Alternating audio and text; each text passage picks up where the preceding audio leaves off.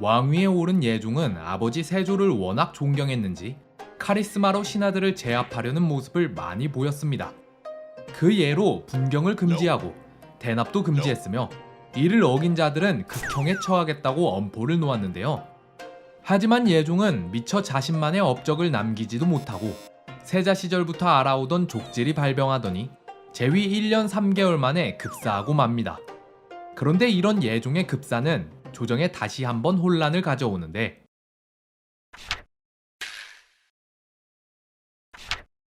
갑작스러운 예종의 죽음은 후계 구도에 문제를 가져옵니다. 왜냐면 후계 서열 1위인 예종의 원자 제한대군이 고작 4살밖에 안 되었기 때문이죠. 게다가 애초에 세조의 차남이었던 예종이 왕위에 오른 건 형 의경세자가 요절했기 때문인데, 예종이 죽은 이 시점에 의경세자의 두 아들 월산군과 잘산군은 후계 서열 2, 3위이긴 하지만 나이가 16살, 13살로 어느 정도 사리분별을 할 수 있는 나이였기에 이들도 배제할 수 없었는데요. 자, 문제가 복잡하긴 하지만 어쨌든 갑자기 보위가 빈 이상 서둘러 후계자를 정해야 할 일, 이때 예조판서 신숙주가 나섭니다. 나라의 일이 이 지경에 이르렀으니 서둘러 대비께 아뢰어 후사를 결정해야 할 것이오. 허나 이런 중요한 일을 내시에게 맡길 수는 없으니 정현조, 네가 가서 아뢰고 오너라. 그리하여 정현조가 4-5번 정도 대비정과 대신들 사이를 왔다 갔다 하더니 정의왕후는 신숙주와 한명회 그리고 구치관을 부릅니다. 임금이 될 자로는 누가 좋겠습니까? 이 일은 신등이 의논할 바가 아닙니다. 대왕 대비께서 정하여 주옵소서. 원자는 아직 4살밖에 안 된 어린아이이고 월상군은 어려서부터 지병이 있습니다. 잘상군은 비록 나이는 어리지만 세조께서 항상 말하길 그의 기량과 도량이 태조에 견줄만하다 하였으니 그로 하여금 보위를 잇게 하는 게 어떻겠습니까? 그리하는 게 좋을 것 같습니다. 그리하여 잘상군이 왕위에 오르니 그가 바로 조선의 제9대 임금 성종입니다. 그런데 이들은 어째서 후계 서열 1, 2위를 제치고 3위인 잘상군을 택한 걸까요? 정말로 단지 제한대군은 어리고 월상군은 지병이 있어서 그런 걸까요? 제가 조사한 바에 따르면 여기엔 정의왕후와 대신들의 이해관계가 얽혀있는 것 같습니다. 먼저 정의왕후 입장에서 보자면 일단 어차피 세 후보가 모두 성인이 아닌 상황에서 누가 왕이 되든 성인이 될 때까진 왕위가 위험할 텐데 원자인 제한대군은 고작 4살이라 성인이 되려면 16년이나 기다려야 했기에 셋 중 가장 위험도가 높습니다. 그럼 후보가 둘로 좁혀지는데 여기서 월상군이 아닌 잘상군이 선택된 이유는 바로 그가 한명회의 사위였기 때문이죠. 아무리 한명회가 당시 영의정에서 물러나 있었다고 해도 누가 봐도 그는 조정 제1의 실권자였습니다. 그러니 신숙주를 포함한 대신들의 이해관계는 그와 함께 한다고 봐야겠죠. 따라서 안정된 보위를 원하는 정의왕후의 이해와 사위를 왕위에 올리고 싶은 한명회의 이해가 맞아떨어져 잘상군이 다음 왕으로 선택된 겁니다.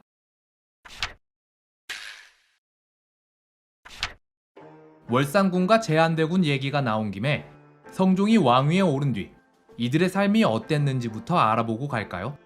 앞서 여러 번 살펴봤듯이 이 시대엔 왕권의 위협이 되는 경쟁자들은 가차없이 죽거나 유배당하기 십상이었습니다. 게다가 월산과 제한은 성종보다 후계 순위가 높았음에도 탈락되었으니 더욱 구설수에 오르기 좋았겠죠. 따라서 이들의 삶도 어지간히 고단했을 것 같은데 예상외로 이 둘은 한 번도 이런 구설수에 휘말리지 않았습니다. 어째서일까요? 먼저 성종의 형인 월산은 꽤나 왕위에 어울리는 자였습니다. 정의왕후의 말에 따르면 지병이 있었다고 하는데 이는 불분명하니 일단 넘어가기로 하고요. 월산은 온화하고 사려 깊은 성격에 어려서부터 머리가 좋고 학문을 좋아하였으며 특히 책 읽기를 좋아해서 경서는 물론이고 읽지 않은 책이 없을 정도로 독서광이었다고 합니다. 하지만 사냥이나 격구 같은 운동은 좋아하지 않아 세종과 성격이 비슷했을 것 같은데요. 이렇게 뛰어난 자질을 가진 월산이 구설수에 휘말리지 않을 수 있었던 가장 큰 이유는 바로 그의 초인적인 자제력 덕분이었습니다. 월산은 매일 아침 일찍부터 궐에 들어가 문안 인사를 올리는 한편 대신들을 만날 때도 항상 자신을 낮추며 겸손한 자세를 취했는데요. 또한 임금의 형으로서 종친의 대표격이었기에 각종 행사에 빠짐없이 참석했는데 이 많은 술자리에서 단 한 번의 실수도 하지 않을 만큼 뛰어난 자제력을 갖고 있었습니다. 심지어 측근이나 노비들도 철저히 관리했는지 이들도 말썽을 부린 적이 거의 없었다고 하는데요. 세종 땐 양령은 물론이고 효령도 끊임없이 구설수에 올랐던 거에 비하면 월산이 측근까지도 얼마나 세심하게 관리했는지 알 수 있겠죠. 게다가 월산은 사람들과 만나는 것도 최대한 줄인 채 항상 집에서 책을 읽고 시를 지으며 대부분의 시간을 보냈다고 하는데요. 성종은 그런 형이 안타까웠는지 사석에서는 왕과 신하가 아닌 형과 아우로 대할 정도로 그를 신경 썼지만 월산은 그런 자신의 삶이 너무나 고독했는지 아니면 극도로 자신을 절제하느라 너무 큰 스트레스를 받았는지 성종 19년 35세의 나이로 죽고 맙니다.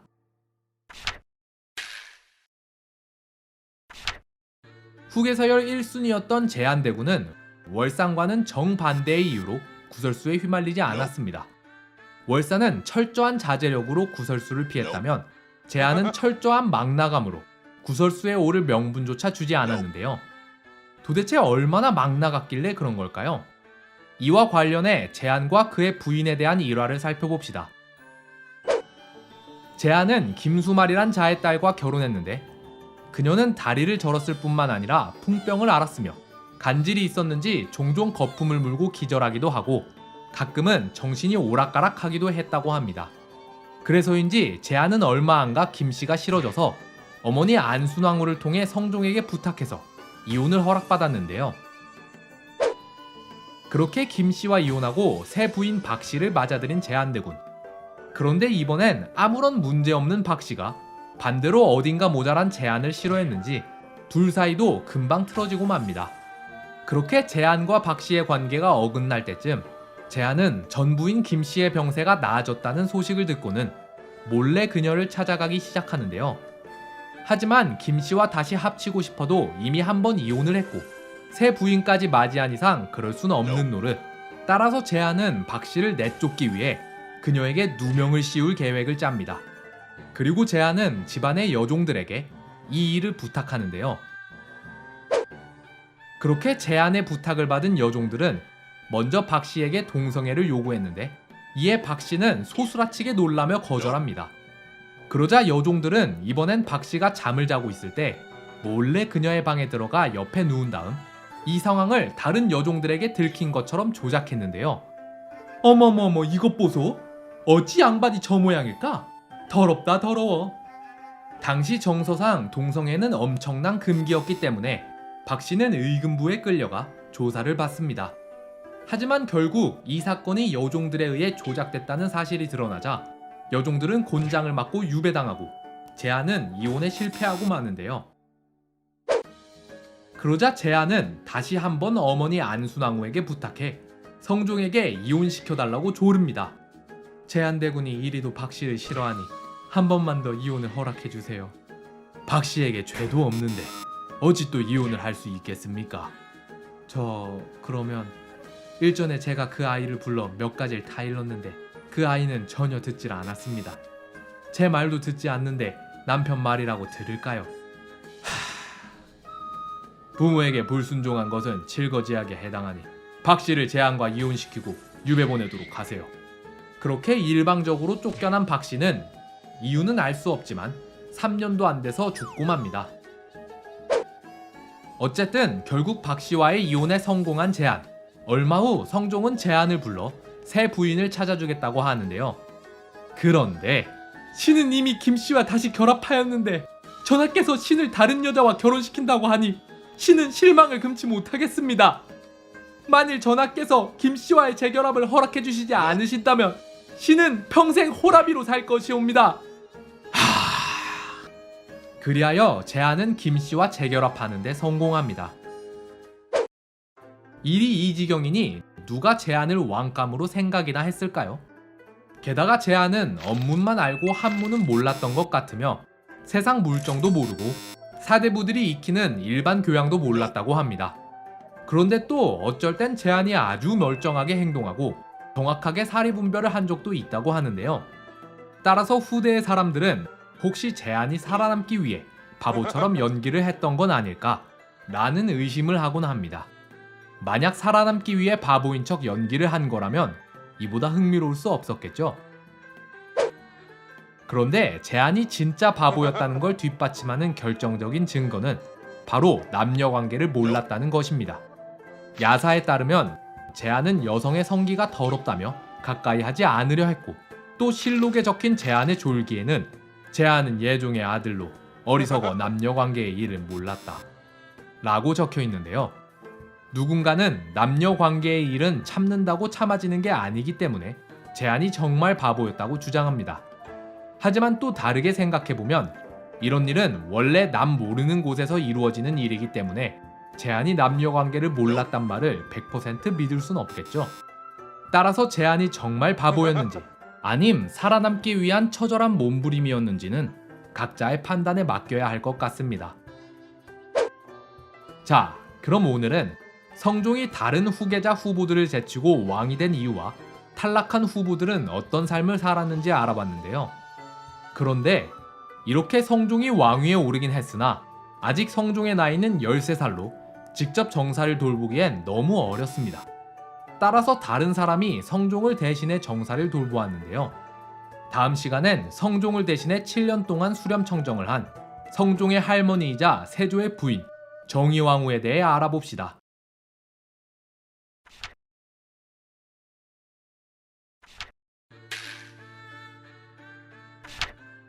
단종과 성종은 비슷하면서도 다른 조건에 처해 있었습니다. 먼저 비슷한 조건으로는 둘 다 미성년자인 상태로 왕위에 올랐으며 이때 대신들이 권력을 꽉 쥐고 있었다는 점이 있죠. 하지만 단종에겐 대비도 외척도 없었기에 후원 세력이 하나도 없었던 반면 성종은 어머니 소예왕후와 할머니 정의왕후가 있었으며 외척으로는 대신 중 가장 힘이 센 한명회가 있었기에 이들이 든든한 후원자가 되어줬습니다. 따라서 성종은 단종과 달리 성인이 될 때까지 안정적인 왕권을 유지할 수 있었는데요. 자, 그런데 성종이 아무리 든든한 후원자를 갖고 있다 한들 아직 그의 나이는 13살밖에 안 됐기 때문에 친정을 할 수는 없었습니다. 따라서 그가 성인이 될 때까지는 그를 대신해 정사를 돌볼 사람이 필요했는데요. 혹시 수렴청정이라고 들어보셨나요? 수렴청정이란 발을 내리고 정치를 듣는다는 뜻으로 여기서 발은 사극에서 종종 보셨던 가림막을 뜻합니다. 더 풀어서 설명하자면 수렴청정이란 어린 왕이 즉위하여 직접 정치를 하기 어렵다고 판단되는 경우에 그의 어머니 혹은 할머니가 왕 뒤나 옆에 발을 내리고 앉아서 대신 정사를 돌보는 걸 가리키는 말인데요. 따라서 이때도 어린 성종을 대신해 누군가 수렴청정을 해야 했습니다. 그런데 이때 성종의 어머니와 할머니 중 누가 수렴청정을 할 것인가 라는 문제가 생깁니다. 먼저 성종의 할머니 정의왕후에 대해 알아보자면 그녀는 세조의 부인으로 세조는 그녀를 매우 총애했습니다. 따라서 세조는 여러 행사에 그녀와 동행했고 중요한 결정을 해야 할 땐 그녀의 의견을 듣기도 했는데요. 하지만 정의왕후는 태조의 부인 신덕왕후와 달리 나설 때와 그러지 말아야 할 때를 가릴 줄 아는 사람이었습니다. 대표적으로 세조가 그녀를 위해 그녀의 친척을 등용하려 하자 정의왕후는 아니되옵니다 전하. 관직은 마땅히 그 능력이 자리에 합당한 사람을 골라주셔야 합니다. 제 친척이 한둘이 아닌데 어찌 이들을 모두 등용할 수 있겠사옵니까? 라고 답했는데요. 정의왕후 말고도 수렴청정을 할 수 있는 인물로는 성종의 어머니 소예왕후가 있었습니다. 여기서 잠깐, 이때 등장한 소예왕후는 우리에게 인수대비라는 이름으로 더 잘 알려져 있기에 여기서부턴 인수대비라 칭하겠습니다. 인수대비는 한왁이란 자의 딸인데 한왁은 과거 세종 시절 출세를 위해 자기 누이를 명나라 황제에게 시집 보냈습니다. 그렇게 누이를 팔아 출세한 한왁은 명나라와 관련된 일들을 전담했으며 이후 계유정난 땐 수양을 도와 공신으로 책봉됩니다. 따라서 당대 최고의 권세가이자 공신이었던 그는 세조의 장남 의경세자에게 자기 딸을 시집 보낼 수 있었는데요. 그녀가 바로 우리가 아는 인수대비입니다. 인수대비는 당시 여자로서는 드물게 글을 읽을 줄 알았기에 유교 경전과 역사서에 능통했으며 정치적 식견도 뛰어났는데요. 유교 정치를 이상으로 삼는 조선에서 경전과 역사서에 능통한 여인이라 얼핏 보면 그녀가 수렴청정을 하기에 제격인 듯 보이지만 그녀에겐 치명적인 결점이 하나 있었습니다. 인수대비는 과거 세자의 부인이었기 때문에 원래대로라면 국모가 되어야 했으나 이경세자가 20살의 나이로 요절했기에 그러지 못했습니다. 그런데 의경세자의 동생인 예종이 왕위에 오르자 예종의 부인 안순왕후가 국모가 되면서 안순왕후와 인수대비는 왕과 신하의 관계가 되었는데요. 자, 여기서 문제가 하나 생기는데 얼마 안 있어 예종이 급사하면서 다시 왕위 계승이 의경세자의 핏줄로 넘어오자 예종의 부인 안순왕후와 성종의 어머니 인수대비는 서열이 꼬이게 됩니다. 만약 인수대비가 수렴청정을 하게 되면 신하급이었던 인수대비가 왕급이 되고 왕급이었던 안순왕후가 신하급이 되는 서열의 역전이 일어나기 때문인데요. 반면 또 다른 수렴청정 후보 중 한 명인 정의왕후는 두 대비의 시어머니이자 왕실 제1의 큰어른이었기 때문에 이렇다 할 결점이 없었죠. 따라서 신하들은 정의왕후에게 수렴청정을 부탁합니다. 허나 나는 글을 읽을 줄 모르니 그 일은 글을 잘하는 수빈이 더 적합하지 않겠습니까? 마마 부디 신들의 청을 수락하여 주시옵소서. 자네들이 그리도 청하니 그리하도록 합시다.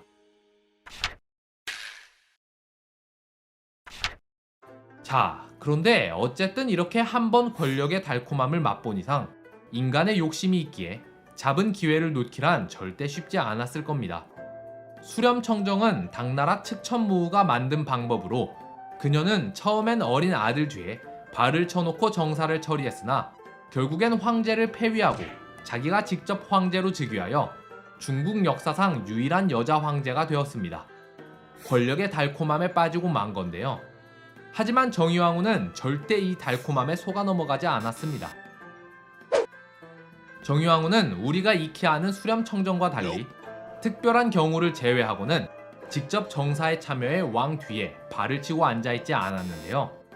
성종은 3일에 한 번씩 공식적인 정사를 보았는데 정사를 돌본 후엔 원상들과 따로 의논하고 마지막으로 정의왕후에게 이를 보고하면 정의왕후가 최종 결재를 해주었습니다. 어디까지나 성종이 국왕으로서 정사를 돌보는 것이고 자신은 단지 어린 성종을 보좌하며 그의 결정에 힘을 실어주는 정도의 역할로 남아있던 거죠. 또한 정의왕후는 잘한 일은 모두 성종이 한 일이라며 공을 돌리고 잘못한 일은 모두 자기 잘못이라며 과를 떠안았죠. 그 일은 우리 주상이 직접 내린 결정입니다. 그 일은 주상이 하지 말자는 걸 이 늙은이가 고집을 부려서 그리 되었습니다. 정의왕후는 이 외에도 미래의 성종을 위한 일들을 여러 추진했습니다. 오늘은 이 중 호패법 폐지와 정통성 확보에 대해 한번 알아볼까요? 호패법은 태종 시절 제정됐다가 폐지되었는데 세조가 다시 부활시켰습니다. 호패법의 장단에 대해선 이미 여러 번 말했으니 여기선 넘어가기로 하고요. 호패법은 워낙 백성들이 싫어하던 정책이었기 때문에 이미 예종 시절 폐지하자는 얘기가 나온 적이 있는데요. 호패법으로 인한 백성들의 원성이 이만저만이 아니옵니다. 청컨대 이만 폐지하소서. 하지만 예종은 호패법은 선왕께서 세우신 법이고 이미 행한 지도 오래되었는데 어찌 그때는 아무 말 않고 있다가 이제 와서 갑자기 불편하다고 하는 것이오 라며 그대로 시행했는데요.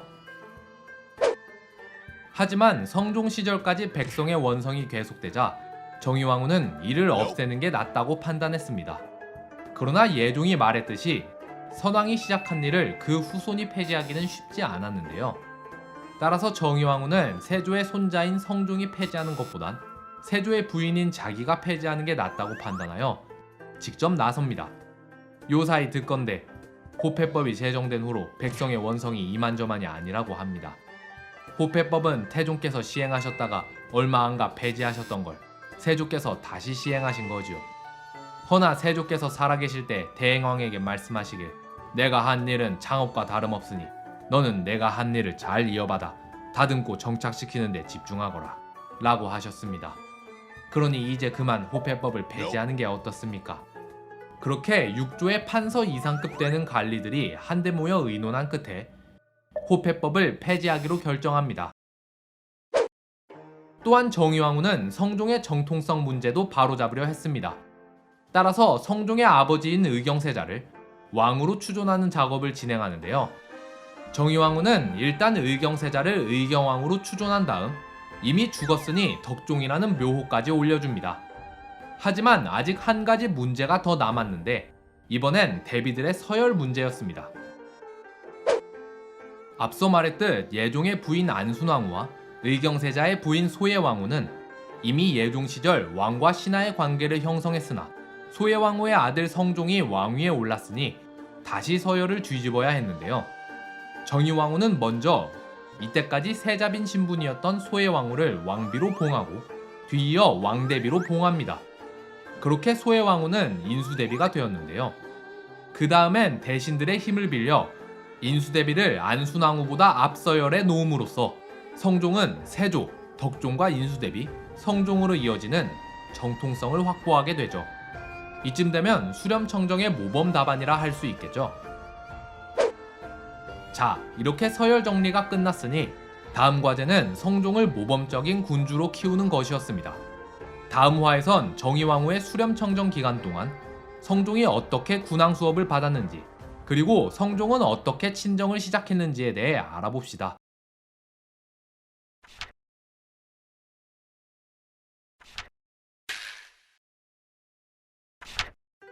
성종이 미성년자였을 땐 사실상 정의왕후와 원상그룹이 정사를 돌봤기 때문에 딱히 왕으로서 할 일이 없었을 것 같죠.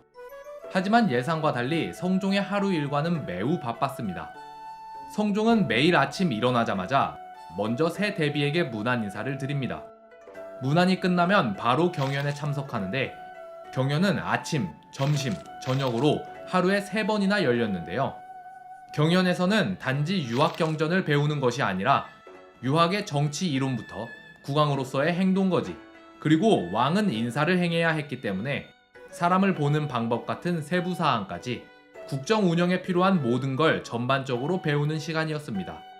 성종은 매우 우수한 학생으로 이 경연에 한 번도 빠지지 않고 참석했으며 공부도 열심히 하고 숙제도 열심히 하는 전형적인 모범생이었는데요. 그러던 어느 날 원상 김질은 매일같이 공부에 열중인 성종이 이러다 병이라도 날까 걱정돼 성종에게 권합니다. 전하, 지금은 한여름이라 날씨가 매우 덥사옵나이다.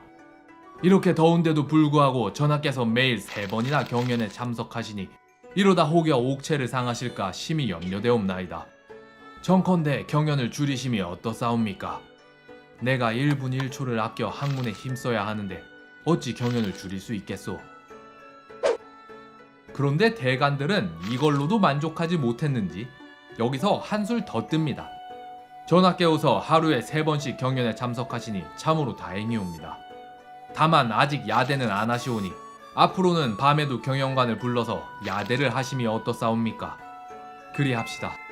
이때가 성종 2년 윤 9월이었으니 성종은 이후 5년간 하루에 4번씩 경연에 참석하였습니다.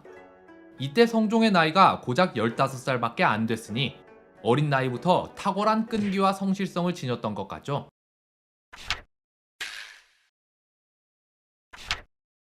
성종은 단지 공부만 열심히 했던 게 아니라 국왕으로서의 자질도 뛰어났습니다. 성종이 즉위한 지 9개월쯤 지난 어느 날 성종의 유모인 백씨가 성종을 찾아와 관직을 청탁했는데요. 전통 예법에 따르면 유모는 단지 어린 아기에게 젖만 주는 여인이 아니었습니다. 심지어 왕의 유모는 참판끝과 같은 종 이품의 자귀를 주었으니 그 지위가 절대 낮다고 할 수 없었죠. 더군다나 성종은 왕이 되기 전부터 유모 백씨를 매우 좋아했는데요. 그런데 백씨의 청탁을 들은 성종은 너는 무슨 뇌물을 받았기에 이런 청을 하는 것이냐? 관직은 공적인 것이다. 내 나이가 어리다고 해서 이렇게 사적인 청탁을 받고 아무에게나 관직을 준다면 앞으로 국정이 어떻게 되겠는가? 또다시 이런 말을 한다면 내 반드시 용서치 않을 것이다. 라며 백씨를 크게 꾸짖습니다. 또 하루는 수령으로 발령받은 김숙손이란 자가 발령지로 떠나기 전 마지막 인사를 하기 위해 성종을 찾아왔는데 너는 어디 출신이냐? 무과 출신이옵니다. 그래, 허면 7가지 수령의 임무를 정리한 수령 칠사를 읊어보거라. 그게 설마 칠사를 모르는 것이냐? 칠사를 다 안다 하더라도 백성을 다스리기는 쉽지 않은데 수령으로 발령받은 이가 이를 알지도 못한다. 여봐라, 당장 수령을 다른 자로 바꾸고 이조는 어찌 이런 자를 수령으로 앉혔는지 그 이유를 상세히 보고하라. 조선시대의 왕은 윤대라고 해서 하루에 5명의 관료와 직접 면담을 했습니다. 실무자들을 만나 그들의 의견을 직접 듣기 위함이었는데요. 그런데 성종 6년, 한 관료가 성종에게 5명이 다 같이 면담을 하다 보면 서로 눈치를 보느라 속에 있는 생각을 마음껏 아뢰지 못하옵니다. 따라서 이제부터는 밀실에서 1명씩 면담하는 게 어떻사옵니까? 라고 하자 성종은 남이 아는 것을 두려워하여 해야 할 말을 하지 못한다면 그런 신하를 어디다 쓰겠느냐? 라며 글을 꾸짖습니다. 이렇듯 성종은 단순히 공부만 열심히 하는 노력형 인물이 아니라 왕으로서 뛰어난 재능까지 갖춘 노력형 천재였는데요. 게다가 다사다난한 정사를 모두 겪은 원상들이 그를 보좌했고 7년의 수렴청정 기간 동안 정사가 어떻게 이루어지는지 현장 학습까지 했으니 성인이 된 성종은 누구보다 뛰어난 성군이 될 준비를 마쳤습니다.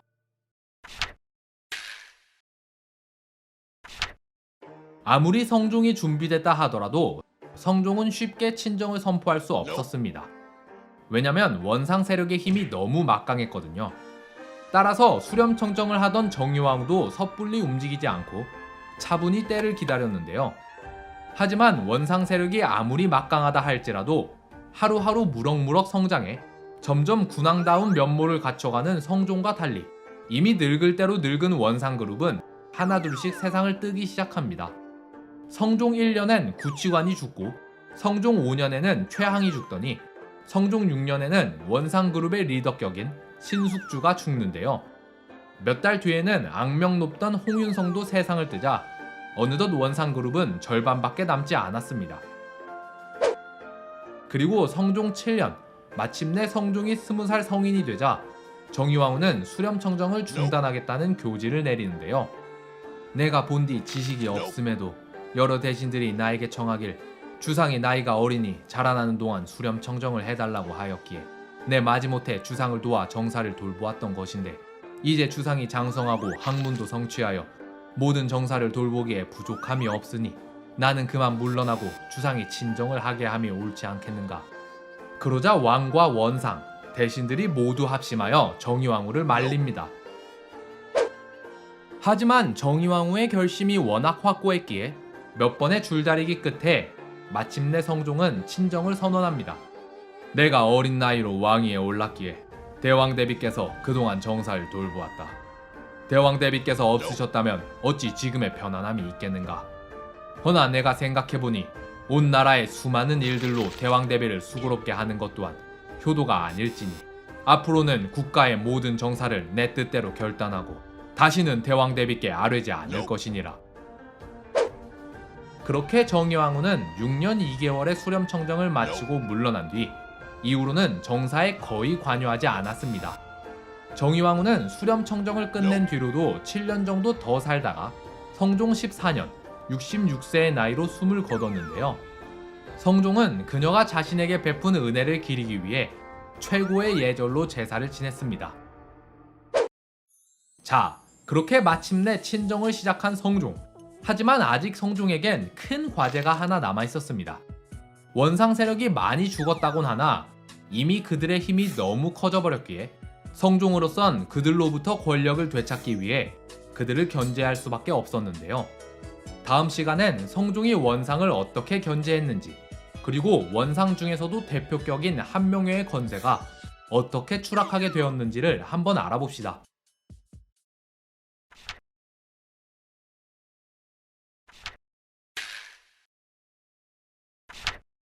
성종이 친정을 시작했다곤 하지만 아직 권력은 원상들에게 쏠려 있었습니다. 원상의 힘이 얼마나 강했는지 알아보기 위해 성종이 친정을 시작하기 전에 일어난 일부터 한번 살펴볼까요? 원상들은 교대로 돌아가면서 승정원에 출근하여 성종과 정의왕후에게 자문을 해줬고 겸판서란 이름으로 육조를 직접 장악했으며 성종의 즉위를 도왔다 하여 좌리공신에 책봉되었는데요. 그러던 어느 날 성종이 왕위에 오른 지 3년쯤 지났을 때 아침 경연이 끝난 뒤 사헌부 관원 박시영이 성종에게 나와 아뢰입니다. 전하께서 즉위하신 초기에는 원상과 더불어 정사를 의논해야 했으나 이제는 전하의 학문이 출중하시어 친히 서무를 결제하시니 원상들로 하여금 하루 종일 승정원에 있게 하지 마시고 중요한 일이 있을 때만 불러서 의논하시지요. 원상제를 폐지하자고 건의한 건데요. 그렇게 말을 마치고 나온 박시영은 사헌부로 돌아가 다른 관원들에게 이 사실을 알렸는데 얘기를 들은 관원들은 화들짝 놀라더니 아니 이런 일을 우리와 의논도 하지 않고 혼자 아뢰면 어쩌잔 거요? 아니 내가 내 의견을 전하께 아뢰는데 본부한테 허락이라도 받아야 하오. 그게 단지 자네의 의견일 뿐 우리와 관계없다는 말을 누가 믿겠소? 게다가 원상제는 좋은 것인데 어찌 폐지하자 한 거요? 이 사실을 원상이 알게 되면 분명 전하께 해임해달라고 청할 텐데 그 전에 얼른 먼저 가서 자네가 잘못 생각했다고 말씀드리고 전하께 대죄를 청하시오. 그런데 박시영이 머뭇거리는 사이 이 얘기를 들은 한명회는 정치의 잔뼈가 굵은 대신답게 바로 선수를 칩니다. 박시영이 전하께 말하고자 한 바는 늙은 대신이 전하와 정사를 논하더라도 정치에 아무런 이익이 없다는 것입니다. 신이 먼저 해임해달라고 청했어야 하나 혹여나 신이 게을러서 일을 그만두려 한 것이라 생각할까 우려돼 차마 그러진 못했사옵니다. 그러니 지금이라도 신등을 원상에서 해임하여 주시옵소서. 하는 일도 없이 높은 자리에 앉아 있어서 미안하다. 그러니 어디 해고해봐라 라는 건데요.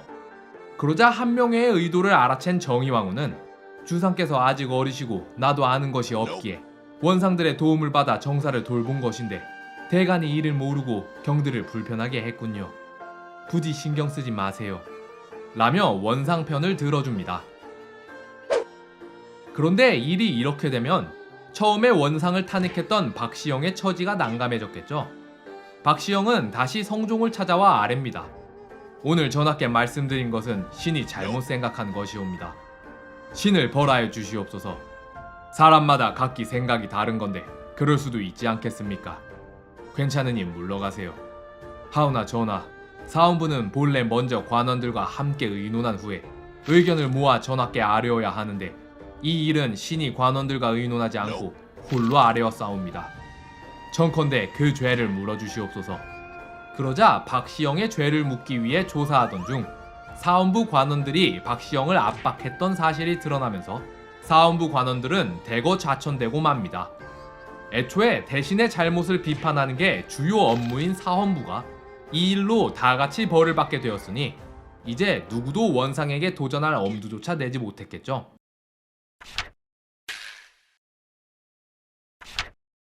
한명회는 조선 건국 이후 최고의 권력을 누린 대신이었습니다. 그런 그의 위세를 보여준 사건을 하나 소개해볼까 하는데요. 이 사건은 앞서 원상제 폐지를 건의했다가 사헌부 관원이 대거 좌천된 사건으로부터 고작 3개월이 지난 뒤 일어난 일입니다. 병조정랑으로 있던 김순성이란 자가 평창 군수로 발령을 받았습니다. 그러자 이 사실을 보고받은 성종은 한명회에게 이 인사에 대해 어떻게 생각하는지 물었는데요. 그러자 한명회는 김순성의 아내가 병이 들었기에 당장 부임하긴 힘들 듯 하옵니다. 라고 답했습니다. 그런데 얼마 후 사헌부 관원이 성종을 찾아와 이 일을 지적하는데 김순성은 단지 평창이 궁핍한 시골이라 가기 싫은 것인데 아내의 병을 핑계로 한명회에게 청탁하여 발령을 피했으니 그 죄가 크옵니다. 또한 한명회도 청탁을 받고 인사에 개입했으니 함께 벌하여 주시옵소서. 김순성이 한명회에게 청탁하는 것을 대체 누가 보고 들었느냐? 보고 들은 자는 없습니다만 김순성이 청탁하지 않았다면 한명회가 어찌 그의 아내가 병이 났다는 사실을 알았겠습니까? 그러자 한명회는 이번에도 노련하게 받아치는데요. 김순성의 아내가 아픈 것은 저만 아는 것이 아니라 많은 사람이 알고 있는 사실이옵니다. 신은 단지 알고 있는 사실을 아뢰었을 뿐 어찌 다른 뜻이 있었겠습니까? 이는 분명 신이 전하의 총애를 받아 겸 병조 판서로서 병권을 맡고 있기에 이를 시기한 자들이 신을 비방하는 것이오니 정컨대 신을 해임하여 주시옵소서. 앞선 사건과 똑같은 패턴이죠.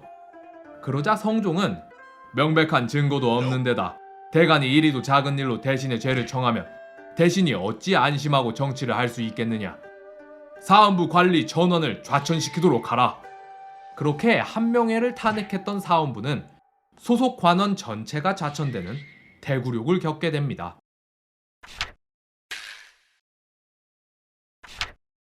이렇게 권세가 드높았던 한명회지만 성종도 만만치 않았습니다.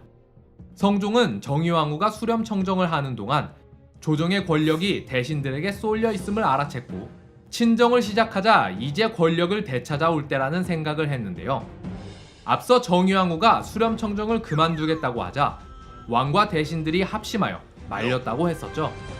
이때 몇 번의 줄다리기 도중 성종이 한명회에게 부탁해 정의왕후를 말려달라 한 적이 있었습니다. 그러자 한명회는 정의왕후를 찾아가 수렴청정을 그만두셔서는 아니되옵니다, 마마. 전하께서 즉위하시고 이토록 나라가 안정된 것은 마마께서 정사를 돌보셨기 때문이옵니다. 마마께서 물러나시면 온 나라의 백성을 쳐버리시는 건데 그래야면 신등이 술 한 잔이라도 어찌 편히 마실 수 있겠사옵니까? 라고 했는데요.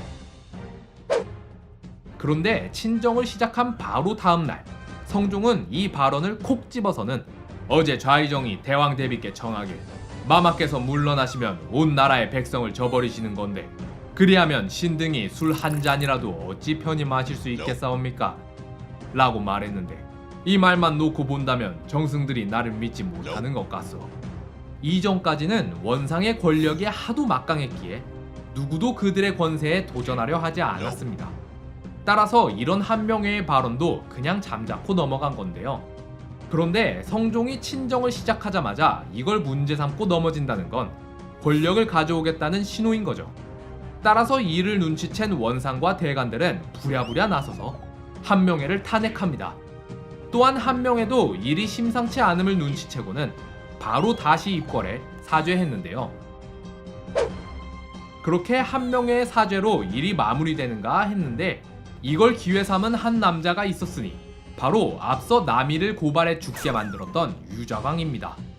한명회가 늙고 멍청해져서 그런 말을 했겠습니까? 아니면 병들고 미쳐서 그런 말을 했겠습니까? 이는 분명 속에 있던 말이 겉으로 드러난 것이옵니다. 또한 대간들도 형식적으로만 그를 비판할 뿐 강하게 말하지 않고 자숙해야 할 한명회는 지금도 집안 가득 위로하러 온 사람들과 함께 희희낙낙거리고 있으니 청컨대 그를 처벌하여 주시옵소서. 하지만 성종이 이를 거절하자 유자광은 더욱 강력한 상소를 올립니다. 그러자 한명회는 이번에도 같은 방식으로 나오는데요. 신이 요 사이에 듣건대 일찍이 신이 전하께 사죄하고 용서받은 일을 가지고 2번이나 상소를 올린 자가 있다고 들었습니다. 성산문도, 이시에도, 남이도 역모를 꾸민 자들은 모두 신을 먼저 제거하려 했습니다. 유자광의 의도가 무엇인지 모르겠습니다만 이게 다 신의 권세가 높아 벌어진 일이오니 정컨대 신을 해임하여 주시옵소서.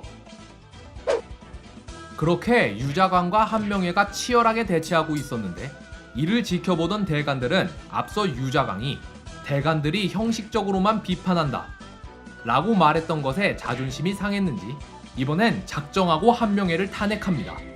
이때를 기점으로 실록에 대간이 한명회를 탄핵했다 라는 기사 제목만 25일 동안 23번이나 등장하는데요. 그리고 이에 맞서 한명회도 계속해서 자기를 해임해달라고 상소를 올려댑니다. 이쯤 되니 성종도 입장이 난처하지 않을 수 없었겠죠. 여기서도 한명회 편을 들어주자니 그의 권세를 인정해주는 꼴이 되고 그렇다고 한명회를 내쫓자니 아직 그의 권세가 너무 강하고 그렇게 성종이 고민하던 찰나 어째서인지 한명회가 먼저 항복을 합니다. 신이 발병이 난 지 오래인데 아직도 낫질 않으니 치료를 위해 간직을 해임하여 주시옵소서. 병이 이전에도 여러 번 그런 얘기를 했으나 나는 곧 병이 나아질 거라 생각해 허락하지 않았소. 허나 아직도 병이 낫질 않고 있다 하니 우선 병이 나을 때까진 쉬는 게 좋겠구려. 이전까진 한명회가 사직을 청하며 이유로 들었던 게 유자광의 상소와 대간들의 탄핵을 못 이기겠다는 거였는데 여기서는 발병이 나서 쉬고 싶다고 하는 걸로 보아 정말로 항복을 한 것 같죠. 그런데 한명회는 어째서 이렇게 갑자기 항복을 한 걸까요? 제 생각에는 아마 한명회가 생각하기에 어차피 성종이 성인이 된 이상 늙은 대신들로부터 권력을 되찾으려 할 테니 이전과 같은 피바람이 불기 전에 자기가 깔끔하게 승복함으로써 성종시대의 시작을 알리려 한 거 아니었을까요?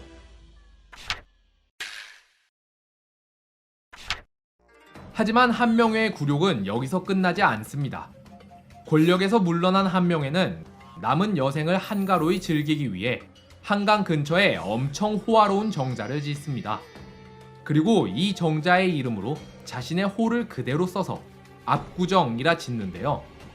압구정의 한자어는 친할 압과 갈매기 구로 벼슬을 버리고 갈매기를 친구 삼아 한가로이 지낸다 는 뜻을 담고 있습니다. 그렇게 압구정을 짓고 호화로운 생활을 즐기던 한명회.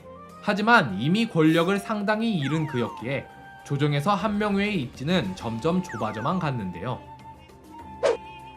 그러던 어느 날 한명회는 결정적인 실수로 완전히 성종의 눈 밖에 나게 되는데, 한명회는 조선에서는 이미 입지를 잃은 뒤였지만 아직 명나라에서는 귀한 대접을 받았습니다. 당시 한명회가 명나라 사신과 친한 사이였기 때문이에요. 그러던 어느 날 성종 12년 6월 조선을 방문한 명나라 사신이 한명회의 압구정에 가보고 싶어하자 한명회는 성종에게 이를 허락받으려 합니다. 명나라 사신이 압구정을 방문고자 하온데 진의 정자가 좁아서 그 인원을 감당하기 어렵사옵니다. 하여 대만을 칠 수 있게 허락하여 주시옵소서.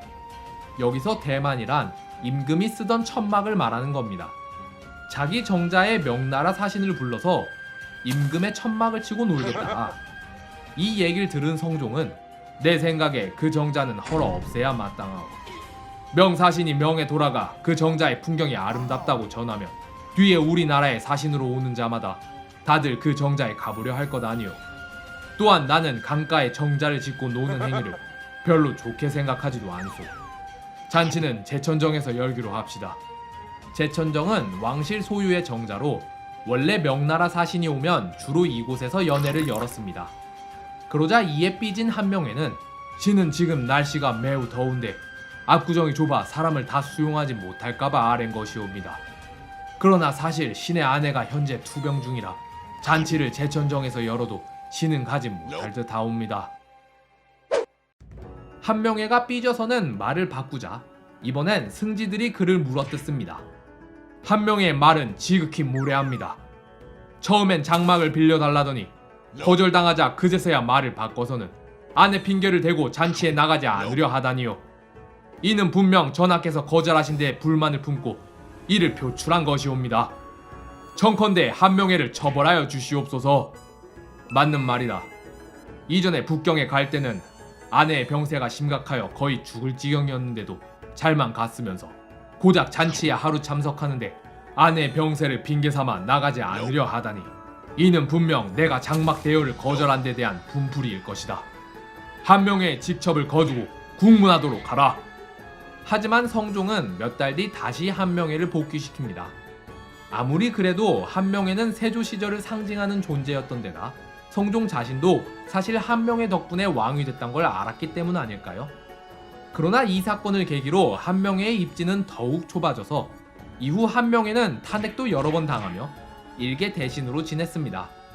그러다 성종 18년 한명회는 73세의 나이로 사망하게 되는데요. 자, 오늘은 성종이 원상들로부터 권력을 되찾아오는 과정, 그리고 당대 최고의 권력자였던 한명회의 권세가 추락하는 과정을 알아봤는데요. 하지만 원상 멱과 한명회가 죽었다고 해서 게임이 끝나진 않았겠죠. 아직 조정의 주요 관직은 한명회와 원상을 필두로 하는 훈구파에게 집중되어 있었습니다. 따라서 성종은 이들을 견제하기 위해 신진 세력을 육성하기 시작하는데요. 다음 화에선 이후 조선사의 중심이 될 사림에 대해 알아보도록 합시다.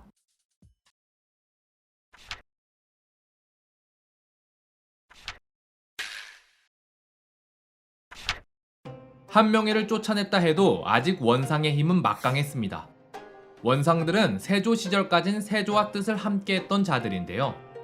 하지만 이들은 세조 말년 이시해의 난이 벌어지자 신숙주와 한명회가 감옥에 갇힌 걸 보고는 지금 상황에선 왕이 마음만 먹으면 자기들도 내쳐질 수 있다는 걸 깨닫습니다. 따라서 원상들은 예종 시기와 성종 초기를 거치며 점점 국왕 친위 세력에서 관료들의 대표자로 바뀌었는데요. 대표적으로 예종 시기엔 경국대전의 몇 항목을 수정해 관료층에게 이익이 되는 방향으로 바꾸었으며 인사권을 활용해 조정 곳곳에 자기 수하들을 심어놓았죠. 그러다 보니 성종이 친정을 시작할 때쯤 돼서는 조정의 관직이랑 관직은 죄다 대신과 연줄이 닿는 자들 투성이었는데요. 따라서 성종은 이들의 압박에서 벗어나기 위해 대신을 비판하는 걸 주요 업무로 삼는 대간의 힘을 키우기 시작합니다.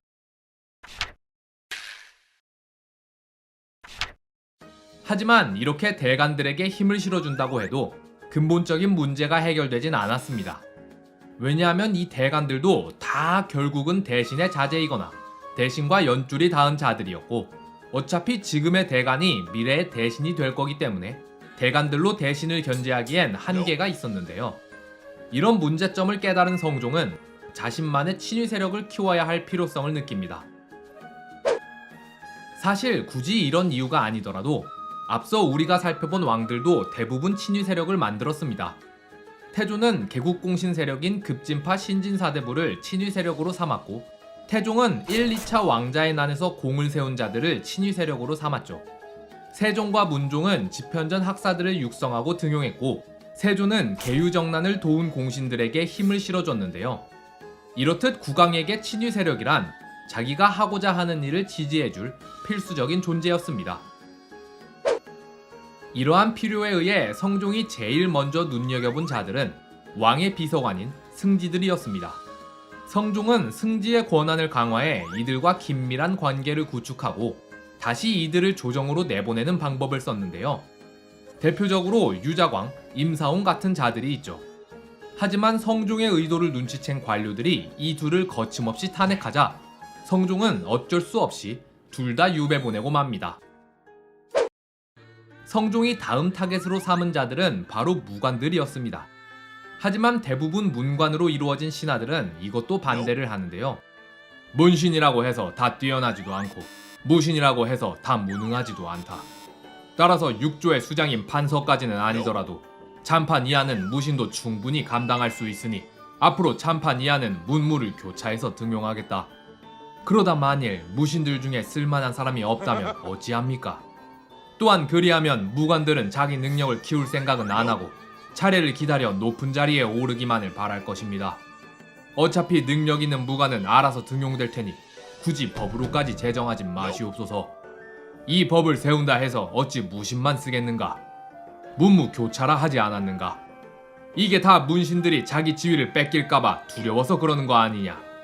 허나 그렇게 무신을 등용하면 다른 문제도 생기옵니다. 경국대전에 따르면 이조, 예조, 병조의 당하관은 문신을 등용한다 라고 되어 있는데 이 법을 어기게 되는 것 아닙니까? 그럼 이조, 예조, 병조의 당하관은 문신만을 등용하고 대신 육조의 당상관 및 호조, 형조, 공조의 난관은 문무를 교대하여 등용하라. 하지만 이런 무신의 등용은 별 효과를 보지 못했습니다. 이를 못마땅하게 여긴 문신들이 무신을 견제하기도 했으나 실제론 무신 중엔 글을 모르는 사람도 많았기에 실무에서 문관에 뒤처질 수밖에 없었기 때문이죠. 그렇게 무신 등용도 실패한 성종은 3차 시도로 또 다른 세력을 육성하기 시작하는데 이들이 바로 이후 조선 역사의 중심축이 된 사림이었습니다.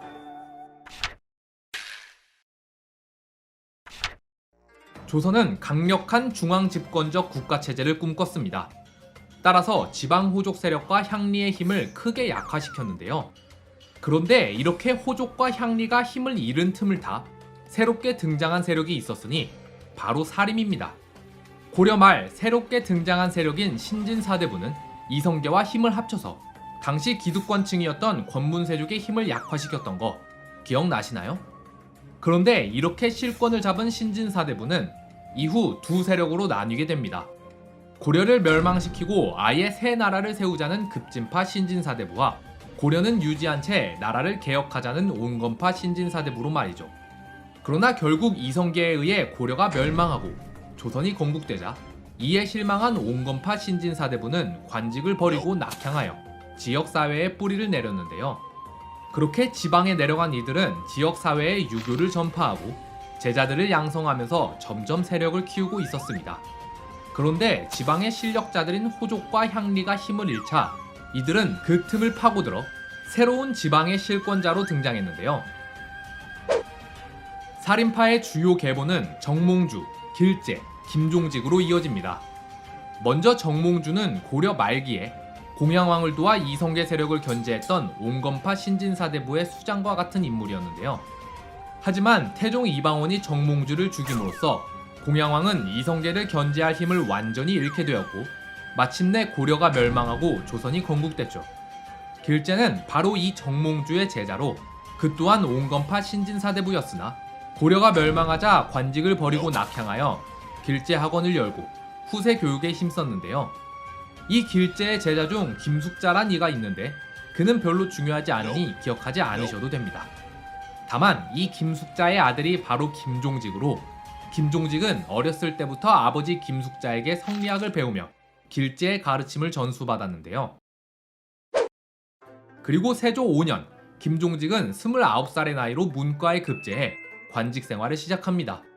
하지만 얼마 안 있어 세조 10년 김종직은 세조 앞에서 실수를 저지르고 마는데요. 성리학이 가장 중요한 학문이라고는 하나 잡학의 효용성도 무시할 수는 없다. 따라서 잡학을 천문, 지리, 음양, 음악, 의술, 점술, 시 이렇게 7개 분야로 나누고 각 분야에 문신 6명씩을 배치해 잡학 연구에 힘쓰도록 하라. 하오나 전하, 시는 본래 유학자의 일이지만 나머지 잡학은 어찌 유학자들이 힘써 배울 만한 것이겠습니까? 잡학은 각자 그걸 직업으로 삼는 자들이 있으니 그들로 하여금 익히게 하면 되지 않습니까? 뭐라? 잡학을 하는 이들이 죄다 인물됨이 변변치 않아 열심히 배우려 하는 자가 없기에 너희들로 하여금 이것을 배우게 하려는 것이다. 잡학이 성리학에 비해 가치가 떨어지긴 하나 나도 일찍이 뜻을 두어 배운 적이 있는데 네가 그렇게 말하는 게 정녕 옳다고 생각하느냐? 이조는 당장 김종직을 파직하라. 얼마 후 김종직은 다시 복직됐으나 아버지의 나이가 많아 돌보아야 한다는 핑계로 지방으로 내려갑니다. 그리고 이때부터 김종직은 제자를 가르치기 시작하는데요. 하지만 김종직이 본격적으로 제자를 육성하기 시작한 것은 성종이 즉위한 직후부터였습니다. 김종직은 한편으론 제자를 육성하는 데 힘을 쏟으면서 다른 한편으론 성종의 눈에 들어 성종 14년 언론기관인 홍문관의 수장 부재학을 거쳐 성종 15년엔 왕의 비서실장인 도승지에 임명되는데요. 또한 그의 능력을 알아본 지방의 중소지주층, 사족들과 조정 대신의 젊은 자제들도 그를 찾아와 그의 제자로 들어가려 했습니다. 그리고 얼마 후 이들은 대거 과거에 급제하여 주로 언론 3사, 그 중에서도 김종직이 수장으로 있던 홍문관에 주로 배치됐는데요. 그러자 성종은 대신을 견제하는 대간이면서 대신과 뿌리가 다른 신진 세력인 이들을 지원하면서 김종직의 제자들이 본격적으로 정치의 중심에 등장하게 되니 훗날 우리는 이들을 사림이라 부르게 됩니다.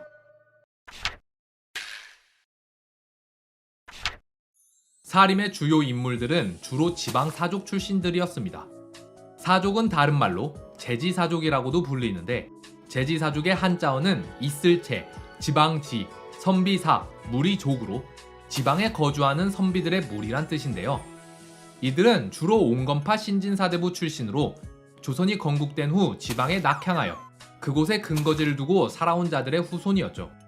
따라서 이전부터 지방의 실력자로 행세하던 호족, 향리들과는 이해관계가 달랐는데요. 태종과 세조는 중앙집권적 국가체제를 추구했기에 여러 정책을 통해 지방 호족, 향리의 힘을 약화시키려 했었죠. 그런데 이들은 공적으로는 정책을 시행하면서 사적으로는 호족, 향리와 이해관계가 다른 집단인 사족을 지원하여 사족이 이들을 견제하게 했습니다. 그리고 이 방법을 실행하기 위해 지방의 유향소라는 기관을 설치해 중앙관료와 지방사족의 연결고리를 만들었는데요. 유향소는 본래 지방 수령을 보좌하는 자문기관이었으나 실제론 사악한 향리를 제재하고 지방 풍속을 바로잡는 일을 주로 했습니다. 그런데 시간이 지나며 호족과 향리가 힘을 잃자 그 자리를 이 사족이 채워버리게 되는데요. 그렇게 이번엔 이 사족들이 지방의 지배권을 행사하기 위해 조정과 대립하게 되죠. 사족들은 먼저 향음주례, 향사례와 같은 행사들을 개최해 지역 주민들을 모아 그들에게 유학을 가르치면서 지방의 지배권을 강화했습니다. 또한 중앙 관료들과 이해관계가 얽혀있던 유향소에 대항해 자기들끼리 사마소라는 기관을 따로 설치해 이번엔 유향소와 수령들을 견제했는데요. 이렇게 사림은 지방의 근거지를 두고 세력을 키웠기 때문에 훗날 4번의 사화를 겪었음에도 지방에서 다시 세력을 키워 재기할 수 있었고 결국엔 조정의 주도 세력으로 도약하는 데 성공하게 되죠. 자, 오늘은 성종이 훈구파를 견제하기 위해 키운 신진 세력, 사림에 대해 알아봤습니다. 이렇게 사림을 등용한 성종은 모범적인 유학자답게 유교 국가의 완성을 꿈꾸는데요. 다음 시간엔 성종이 조선을 유교 국가로 만들기 위해 실시한 여러 정책들에 대해 알아봅시다.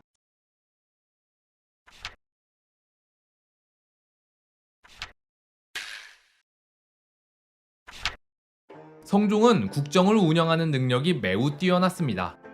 후대의 학자들이 평가할 때도 성종의 시대는 항상 조선의 최전성기라 부를 만큼 안정되고 풍족한 시기였는데요. 앞서 세조 때는 공신의 횡포로 인해 백성들이 굶주리고 나라 국가는 텅텅 비어만 갔지만 성종 때는 물자가 넘쳐나고 연회와 행사가 끊이지 않았습니다. 그리고 이렇게 넘쳐나는 물자로 성종은 창경궁을 새로 짓고 경복궁도 더 화려하게 개조하고 경회루도 새로 단장해서 이를 본 외국 사신들은 감탄을 금치 못했다고 합니다.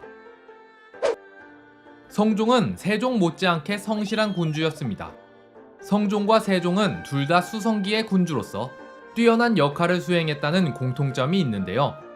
하지만 둘의 차이점으로는 세종은 수많은 개혁을 통해 나라를 한 단계 업그레이드 했지만 성종은 커다란 개혁은 하지 않고 과거의 좋은 제도를 복구해 세종이 추구한 국가체제를 다시 완성시켰습니다.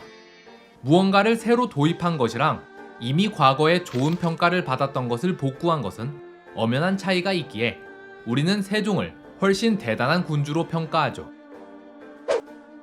성종이 복구한 대표적인 정책으로는 도서관 역할을 하던 홍문관을 세종 시절의 집현전과 같은 기관으로 바꾼 게 있습니다. 앞서 성종은 대관을 육성했다고 했죠. 이때 성종이 중점적으로 활용한 기관이 바로 홍문관인데요. 성종은 이 홍문관에서 옛날 집현전이 하던 것처럼 경연을 맡게 했는데 경연의 특성상 홍문관 관원들이 왕의 잘못을 지적하고 비판하는 횟수가 점점 많아졌겠죠. 그리고 이러한 비판은 대신들에게로 옮겨갔을 거고요. 이전까지 이렇게 왕과 대신을 비판하는 대관 역할을 담당하던 기관은 사헌부와 사관원 두 기관이었는데 이때부터 홍문관이 여기에 합세해 훗날 우리는 이 세 기관을 합쳐 언론 3사라 부르게 됩니다. 또한 성종은 세종이 실시했던 사가독서제도 부활시키고 지방에서 유학을 가르치는 학교를 육성했을 뿐만 아니라 서적 편찬에도 힘을 많이 쏟았는데요. 성종은 세종 때 시작했던 국조 올해의를 완성시키고 세조 때 시작한 동국통감도 완성시키고 그 외에 동국여지승람, 동문선, 악학괴범 등 여러 서적을 편찬했습니다. 국조 올해의는 조선의 기본 예식인 올해의 예법과 절차를 적은 책이고 동국통감은 단군 조선부터 고려 말까지의 역사를 적은 역사책이며 동국여지승람은 지리서, 동문선은 삼국시대부터 조선 초기까지의 시를 묶은 시집, 악학괴범은 악기들의 연주 방법과 악공들의 의상 등을 적은 음악 이론서입니다. 하지만 성종의 가장 위대한 업적으로 평가되는 것은 따로 있었으니 바로 경국대전의 반포인데요. 그런데 이 경국대전은 사실상 세조 때 편찬을 시작해서 세조가 가장 관심을 기울인 분야 중 하나였기 때문에 세조의 업적이라 보는 사람도 많습니다. 따라서 저도 세조 5편, 세조의 업적편에서 이미 한번 다루었으니 여기선 간단하게 설명하자면 경국대전은 이전에 여러 법전에 흩어져 있던 법령들을 한데 모아 서로 모순되고 엇갈리는 조항들을 수정해서 한 번에 정리한 통일법전입니다. 그러나 세조는 이 경국대전의 완성을 보지 못하고 죽었는데 예종, 성종이 이 작업을 이어받아 결국 성종 때 완성하게 된 거죠. 하지만 시간이 흐르면서 시대가 변함에 따라 법률도 변해야 했기 때문에 이후 경국대전을 보완하기 위해 속대전, 대전통편, 대전회통 같은 법전들이 추가로 제작됐습니다.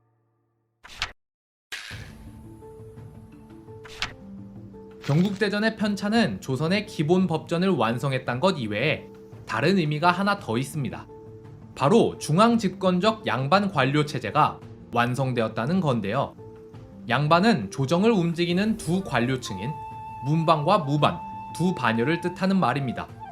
하지만 양반 중에서도 문관이 무관보다 높은 대우를 받았는데요. 무관은 군사권을 쥐을 수는 있었지만 국정을 운영하는 주요 관직에는 오를 수 없었으며 심지어 병조판서와 같이 군대의 총지휘권을 가진 자리에도 주로 문관이 임명됐죠. 그렇게 지배층으로 군림한 문관들은 자신들의 지위를 견고히 하기 위해 두 가지 작업을 하는데요. 첫 번째는 모든 권력을 중앙으로 모으는 중앙집권적 국가체제를 완성하는 것이고, 두 번째는 관료가 되는 필수 조건으로 도덕성을 내세우는 이름하여 문치주의를 실현하는 겁니다.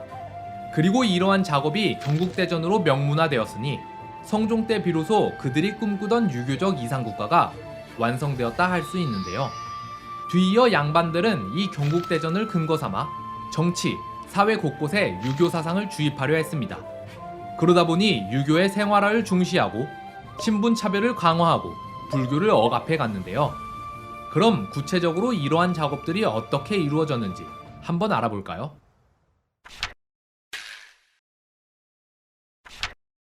먼저 성종시대에는 백성들이 일상생활에서 유교적 가치를 실현하는 걸 매우 중요하게 생각했습니다. 충신, 효자, 연료의 이야기를 한데 모은 삼강행실도를 반포하여 부녀자들이 읽고 숙지하게 하라. 백성들에게 예를 가르치기 위해 각 지방에 향음주례와 향사례를 권장토록 하라. 또한 모범 사례를 발굴하면 이에 대한 포상을 내리기도 했습니다. 경상도에 사는 최소아란 자가 있사온데 어미의 오랜 병이 낫지 않자 자기 손가락을 잘라 그 피를 약에 타서 먹이니 마침내 병이 나았다고 하옵니다. 그 효성이 지극하니 청컨대 최소아에게 벼슬을 내리소서.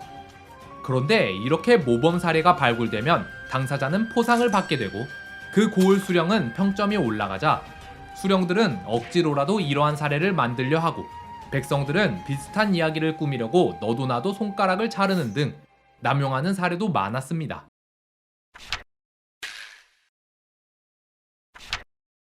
또한 양반들은 유교의 덕목이라면서 신분차별을 더욱 강화했습니다. 이에 대한 대표적인 사례 두 가지를 살펴볼까요? 조선의 관료 중에는 의수를 담당하는 의관과 통역을 담당하는 역관이 있었습니다. 그러나 이들의 관직은 하급 관직에 속했는데요. 하지만 성종이 능력 있는 의관과 역관을 더 높은 관직으로 올려서 아예 무관, 문관 자리에도 앉히려 하자 대관들은 이를 비판하고 나섭니다. 산홍공상은 각각 자기 분수가 있습니다. 왕이 사람을 쓰는 것은 목수가 나무를 쓰는 것과 같아서 용도에 따라 다른 나무를 써야 합니다. 이와 마찬가지로 왕이 사람을 쓸 때 재상은 재상감을 쓰고 판서는 판서감을 써야 하며 그 아래 하급 관리까지 각기 그 자리에 맞는 사람을 써야 하는데 전하께서는 의원과 역관을 의술과 통역에 쓰지 않으시고 이들에게 나라를 다스리는 벼슬을 주고자 하시니 이는 농부에게 목수를 하라는 것과 같은 것 아니겠습니까? 예로부터 사람은 각기 맡은 바가 달라서 서로의 영역을 침범할 수 없으며 귀천이 달라서 서로 섞일 수도 없으니 관직 또한 절대 뒤섞여서는 안 되는 것이 명백하옵나이다. 성종 9년에는 길거리에 버려진 참혹한 여자 시체가 발견되었는데 두개골은 완전히 박살났고 얼굴과 목도 상처투성이이며 온전한 살이라고는 도저히 없는 상태였습니다. 그러자 소식을 들은 성종은 분노하는데요. 어찌 이런 일이 있을 수 있단 말이냐? 범인을 반드시 잡아야 하니 고발한 자에게는 후한 보상을 내리도록 하라. 만일 살인자를 알면서도 고하지 않다가 뒤에 발각되면 양인은 천인으로 삼고 천인은 가장 험한 지역의 관노로 삼을 것이니라. 그러자 대신들은 이를 반대하고 나섭니다. 아니되옵니다, 전하. 노비와 주인의 관계는 신하와 임금의 관계와 같사오니 무슨 일이 있어도 노비가 주인을 고발하게 할 수는 없사옵니다. 그게 무슨 소리요? 사람을 죽인 것은 가벼운 일이 아닌데 범인이 숨으려 하니 고발을 통해서라도 잡겠다는 거 아니오. 하오나 전하, 만일 이번 일로 한 노비가 자기 주인을 고발하고 노비의 신분을 면하게 된다면 다른 노비들도 노비의 신분을 벗어나기 위해 죄다 자기 주인을 고발하려 하지 않겠사옵니까? 나도 그것을 모르진 않으나 사람을 죽이고 살리는 것은 오직 임금의 권한 아니오. 누군가 국법을 두려워하지 않고 자기 멋대로 사륙을 행한다면 이는 임금을 업신여기는 것 아니겠소. 허면 만일 명나라 황제가 조선 관료에게 이르기를 그대의 임금이 잘못한 일을 말하면 후한 상을 내리겠다 라고 한다면 이를 고하는 것이 옳단 말입니까?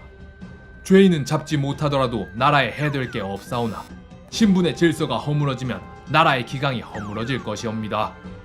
이렇듯 당시 신하들은 더욱 철저하게 신분을 차별하려 했습니다.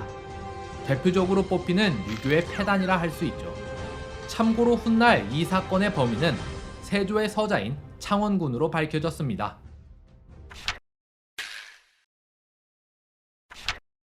조선은 유교 국가였기에 쉼없이 나오는 주제가 하나 있는데 바로 불교 배척입니다. 조선 사회에 깊숙이 뿌리내린 불교를 없애는 건 모든 유학자들의 꿈이자 사명이었는데요. 그런 이들에게 모범 유학 군주인 성종이 왕위에 올라있는 지금은 불교를 완전히 제압할 절호의 기회였죠. 따라서 신하들은 성종이 친정을 시작하자마자 강력히 불교 폐지를 주장합니다. 하지만 성종은 처음엔 지지부진하게 나왔는데요. 나라의 법에 따르면 승려가 되기 위해선 국가에 돈을 내고 도첩을 받아야 하는데 법이 있어도 수령이 이를 엄하게 단속하지 않으니 도첩도 없이 승려가 되는 이들이 무수히 많아지고 있사옵니다. 일이 이 지경인데 이제 와서 단속을 강화해봤자 소용이 없을 테니 이제는 아예 승려가 되는 것을 막아버려야 합니다. 불교는 이미 오랜 기간 동안 백성의 삶에 뿌리 내렸는데 어찌 하루아침에 이를 모두 없앨 수 있단 말인가? 불교 척결은 천천히 진행해 나가야 소동이 일지 않을 것이다. 그렇게 성종은 천천히 불교를 폐지해 나가려 했으나 이때 갑자기 성종의 어머니 인수대비가 여기에 반대를 하고 나섰는데요. 그러자 불교 폐지를 둘러싼 신하들과 인수대비의 갈등이 점차 심화되고 성종은 사이에 끼어 이러지도 저러지도 못하면서 10여 년의 세월이 흐르게 됩니다. 하지만 아무리 인수대비가 반대할지라도 성종은 이미 철저한 유학자로 길러졌으며 또한 성종 시절에는 대강과 신하들의 권력이 너무 세져서 성종은 이들의 눈치를 많이 받기에 성종도 결국 신하들 쪽으로 마음이 기울게 되는데요. 그렇게 성종 23년 마침내 결심을 굳힌 성종은 도첩제를 폐지하고 아예 승려가 되는 법을 없애버리는 금승법을 통과시켜버립니다. 사족의 부녀가 중이 되는 것을 일체 금단하라.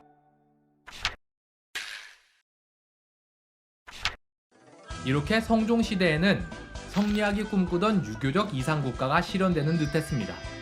이름하여 문치주의의 시대가 열린 것인데요. 하지만 이러한 문치주의는 치명적 단점을 띠고 맙니다. 바로 문약, 즉 나라의 정책과 방향이 극단적으로 문에 쏠리다 보니 무에는 너무 힘이 빠져버려서 국가의 무력이 너무 약해지고 마는 거죠. 물자를 나른답시고 병선을 죄다 끌어다 쓰니 각 항구에는 병선이 3-4척밖에 남지 않았고 내부의 반란이나 외세의 대규모 침략도 없다 보니 병사들의 기강이 해이해지고 장수들의 수준도 너무 떨어져서 진법도 모르는 지경이 되고 맙니다. 그러니 왜구가 고작 배 3-4척을 끌고 와 약탈을 해도 별다른 대응조차 하지 못하는데요. 이러한 성종시대의 문약이 가장 극단적으로 드러난 사건이 하나 있는데 바로 야인 정벌입니다. 성종 22년 2월 야인들이 북방 지역을 쳐들어와서 약탈을 하고 백성 60여 명을 잡아가는 일이 벌어지자 성종은 4만 군사를 일으켜 야인 정벌에 나섰는데요. 하지만 대간들이 이 정도 일에 너무 큰 군대를 일으킨다며 반대하자 일이 지체되면서 성종은 그해 10월이 되어서야 군사를 일으키게 됩니다. 하지만 일이 이렇게 오래 걸리니 야인들은 이미 눈치채고 도망가 버렸으며 원정군은 고작 야인 7명을 죽이고 빈집털이만 한 채 돌아왔는데요. 문제는 이들이 회군할 때쯤 되자 이미 한겨울이라 수많은 병사들이 동상에 걸렸고 하필 그 해엔 가뭄이 심했던지라 굶어 죽는 사람도 여럿 나왔습니다. 그러자 대간들은 이 원정은 사실상 패배한 거라며 장수들을 벌해야 한다 했지만 성종은 오히려 이들에게 상을 내리는데요. 이처럼 성종시대엔 그 시기 자체로만 놓고 봤을 땐 반란이나 대규모 침략도 없고 백성들은 건국 이후 가장 안정되고 행복한 삶을 살아갔지만 이때부터 조선왕조 특유의 문약이 점점 자라나고 있었습니다.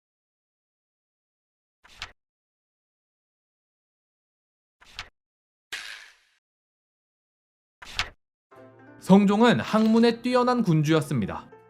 경서, 사서, 성리학 등에 두루 통달했으며 역법과 음악에도 재능을 보였는데요. 어려서부터 혹독한 군주 수업을 받은 결과였죠. 하지만 이에 대한 부작용도 조금 있었습니다. 성종은 이런 팍팍한 삶 때문에 반발심이 일었는지 풍류객의 기질도 강하게 띄었는데요. 성종은 시와 서예에 뛰어나고 그림 그리기를 좋아했으며 활 쏘기에 능하고 동물도 많이 길렀습니다. 그러나 대간들이 이런 성종의 취미생활을 가만히 놔뒀을 리 없죠. 대간들은 성종이 취미생활을 하려 할 때마다 눈에 불을 켜고 반대했고 이로 인해 성종과 자주 마찰을 일으켰습니다. 성종이 기른 동물로는 개, 고양이, 사슴, 원숭이, 기러기, 앵무새, 백조, 매 등이 있었습니다.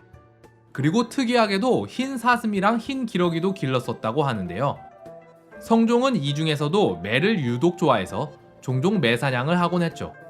그러던 어느 날 성종이 기르던 매가 백조를 잡아오자 성종은 너무 기쁜 나머지 매를 기르던 내시에게 상으로 말 한 피를 주었습니다.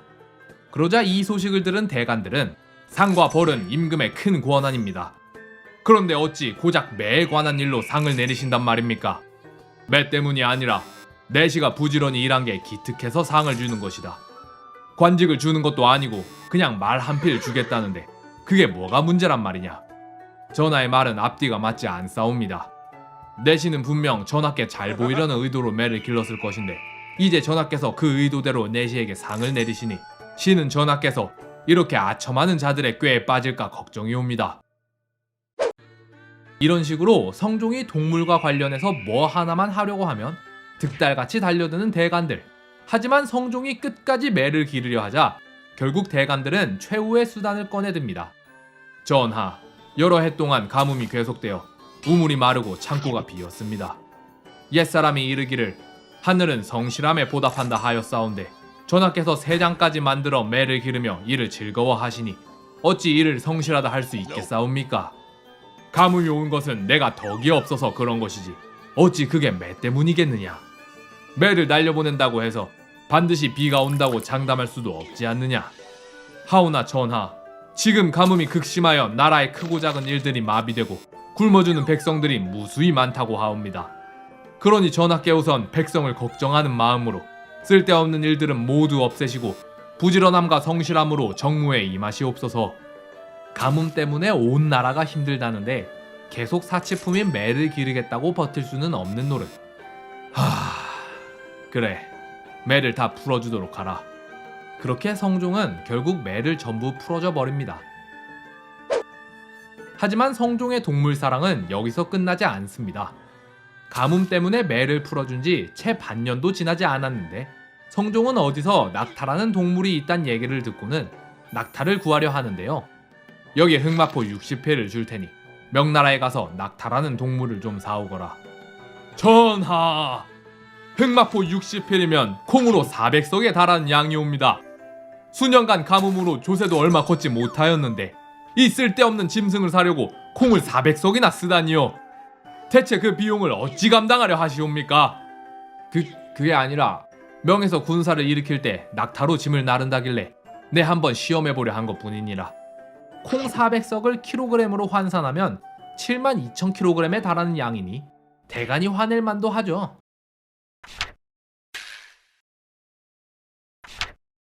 이렇듯 가끔 성종의 취미생활이 과하다 싶을 때가 있긴 하지만 대체적으로 성종은 대간의 말에 귀 기울이고 또 비판을 잘 수용하는 왕이었습니다. 6년의 군주 수업을 통해 신하들이 그러라고 가르쳤기 때문이기도 하지만 성종 스스로도 모범군주가 되어야 한다는 사명감이 있었기 때문인 것 같은데요. 문제는 성종이 이렇게 계속 참기만 하니까 이젠 대간들이 막 나가기 시작한다는 겁니다. 원래 대간이 하는 일은 왕이 일은 안 하고 맨날 놀려고만 하면 안 되니까 너무 엇나가지 않게 적당한 수준에서 막는 것이었습니다. 그런데 성종 땐 이 대간의 힘이 너무 세지다 보니 별것도 아닌 걸로 트집 잡고 그냥 군기 잡으려고 비판을 하는 지경이 됐는데요. 성종 16년, 창경궁 안에 있는 한 샘물이 넘치자 성종은 이를 막기 위해 작은 연못을 만들고 구리관으로 샘과 연못을 연결합니다. 그러자 대간은 신이 듣자 하니 전하께서 샘과 연못을 연결하기 위해 구리를 쓰셨다 하온데 신은 그 조짐이 우려되옵니다. 구리가 단단해서 오래 간다길래 쓴 것뿐이다. 이는 비록 작은 일이지만 장차 사치로 이어질 게 분명하옵니다. 사관들이 이를 적어 후세에 전할 텐데 후대의 평가가 두렵지 않으시옵니까? 사관들은 반드시 본대로 적어야 할 것이다. 내가 사치를 좋아함이 아니라 하지 않았느냐? 지금 전하께서 사치가 아니라며 그냥 넘어가신다면 후대엔 이를 본받아 반드시 사치할 것입니다. 사치하는 게 아니라 나무는 썩기 쉽고 돌은 인력이 많이 필요하다기에 오래가고 가벼운 구리로 한 거라니까. 하지만 결국 이번에도 성종이 양보합니다. 그래, 돌로 다시 만들도록 하라. 그렇게 다시 돌로 관을 만들기 위해 기껏 다 만들어 놓은 담을 다시 헐고 구리를 꺼내고 돌로 다시 만들어 넣는 극도로 비효율적인 작업을 합니다. 그런데 이런 대간의 군기 잡기는 뒤로 갈수록 더 심해지는데요. 성종 25년, 어디선가 다리가 3개 달린 기형 닭이 나타납니다. 그러자 이 소식을 들은 대간은 점괘에 따르면 임금이 부인의 치맛바람에 휘둘리면 닭이 요물을 낳는다 하였습니다. 간절히 청하옵건대 전하께 우선 잘못을 반성하시옵소서. 내가 부인의 말을 따른 적이 없는데 이 닭이 나타난 게 나 때문인지 아니면 대신 때문인지 어찌 아느냐. 이런 기괴한 일은 그냥 일어나는 법이 없는데 어찌 전하께서는 반성하시기는커녕 잘못을 대신에게 떠넘기려 하시는 겁니까? 전하께서 오히려 나는 잘못이 없다 하시니 신은 놀라움을 금치 못하겠사옵니다. 옛말에 닭이 새벽에 울면 집안이 망한다 하였는데 그럼 아무 집 아무 닭이 새벽에 울면 그게 다 내 잘못이란 말이냐? 게다가 그깟 미신을 핑계로 나보고 잘못을 말하라 하니 어찌 내가 변명하지 않을 수 있단 말이냐? 옛말에 따르면 온 나라의 기괴한 일은 모두 왕의 잘못이라 하였습니다. 오냐? 이 나라의 기괴한 일들은 전부 다 내가 불러일으킨 것이다. 이제 됐느냐? 이렇듯 대간이 사사건건 말 같지도 않은 이유로 비판을 해대니 성종이 화가 안 날라야 안 날 수 없었겠죠. 하지만 성종은 이렇게 화를 내다가도 항상 끝에 가서는 결국 대간의 말을 따릅니다. 그렇게 길러졌고 그렇게 해야 된다고 생각했기 때문이죠. 이러한 성종의 자제력은 형인 월산대군을 닮은 것 같기도 하네요.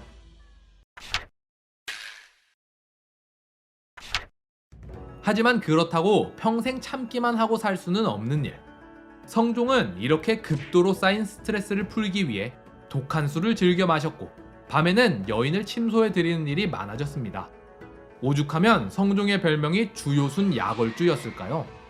주요순 야걸주라는 말은 낮에는 요순과 같은 성군이나 밤에는 걸주와 같은 폭군이다 라는 뜻으로 요순, 걸주는 기억하실 필요 없고요. 그냥 낮에는 그리도 성군 같았던 성종이 밤만 되면 술과 여자를 좋아하기가 폭군과 같았단 말입니다.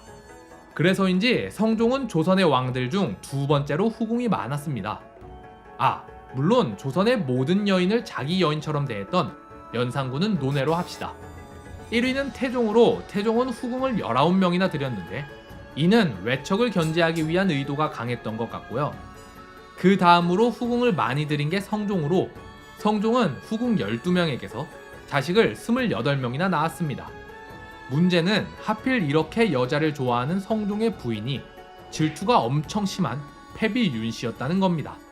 훗날 폭군이 되는 연산군의 어머니 패비 윤씨, 그녀에 대한 이야기는 다음 시간에 살펴보기로 하고 오늘은 성종의 죽음에 대해 좀 더 알아볼까요?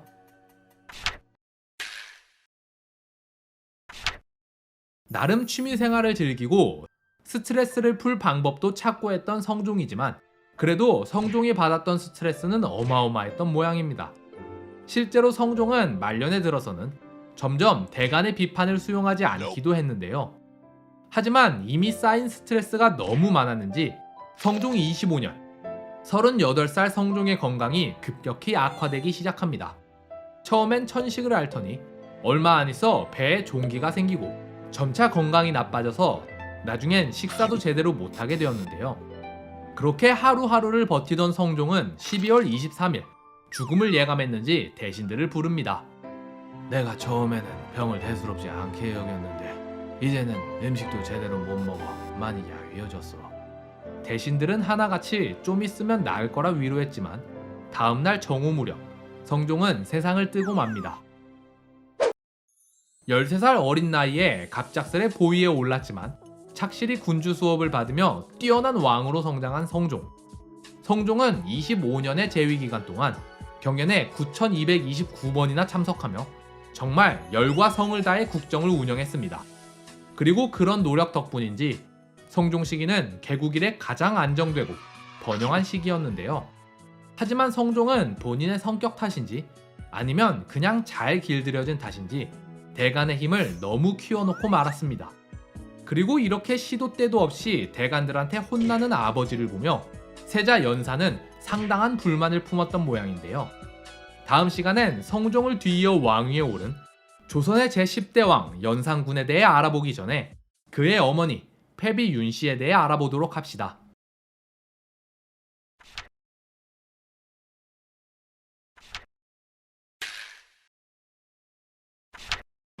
성종의 첫 번째 부인은 한명회의 딸 공예왕후 한씨였습니다. 예종이 갑자기 죽은 뒤 후계자를 정할 때 성종은 후계서열 3위였음에도 불구하고 한명회의 4위였기 때문에 1, 2위를 제치고 왕위에 오를 수 있었죠. 한명회의 넷째 딸로 태어난 한씨는 12살 때 1살 어린 잘상군과 혼인했습니다. 원래 이 여인은 왕비가 될 운명이 아니었으나 2년 후 잘상군이 왕이 되자 한씨도 왕비가 되었는데요. 하지만 둘 사이에서 도무지 아이가 생기지 않자 성종은 후사를 위해 여러 후궁을 들였습니다. 대개 이런 상황이면 왕후들은 극심한 질투를 표출하며 결국 왕과 대비의 눈밖에 나는 실수를 저지르곤 하는데 공예왕후는 그런 기색 하나 없이 후궁들에게 옷을 선물하는 등 인자한 모습을 보였다고 하는데요. 하지만 성종 4년 어느 날 공예왕후는 갑작스러운 병세에 1년 정도 앓다가 결국 숨을 거두고 맙니다.